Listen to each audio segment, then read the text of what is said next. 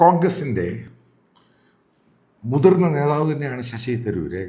കോൺഗ്രസ് പാർട്ടിയുടെ working committee മെമ്പറാണ്. അതായത് സ്ഥിരമായിട്ട് വർക്കിംഗ് കമ്മിറ്റിയിൽ അംഗമായിട്ടുള്ള ഒരാൾ. 4ലധികം പ്രാവശ്യം തിരുവനന്തപുരം പാർലമെൻറ്റ് നിയോജക മണ്ഡലത്തിൽ വിജയിച്ചു. ഇനി അടുത്ത ചോദ്യം, ശശി തരൂർ കോൺഗ്രസിൽ നിൽക്കുമോ?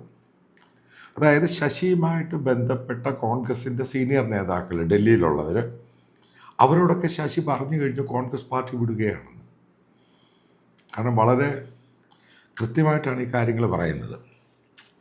ഇപ്പം എന്താണ് ഈ ശശി തരൂർ കോൺഗ്രസ് പാർട്ടിയുടെ ഹൈക്കമാൻഡിനോട് പറഞ്ഞ ചില കാര്യങ്ങൾ?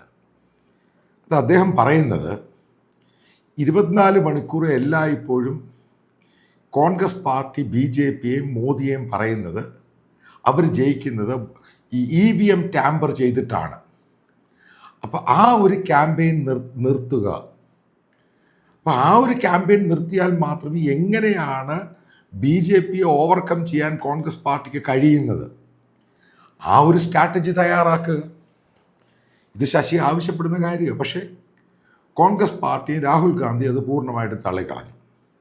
കാരണം അവരിപ്പോഴും പറയുന്നത് EVM ടാമ്പർ ചെയ്തിട്ടാണ് BJP ജയിക്കുന്നത്, അല്ലാതെ ജനങ്ങൾ വോട്ട് ചെയ്തിട്ടാണ്. അതൊന്നാമത്തെ കാര്യം.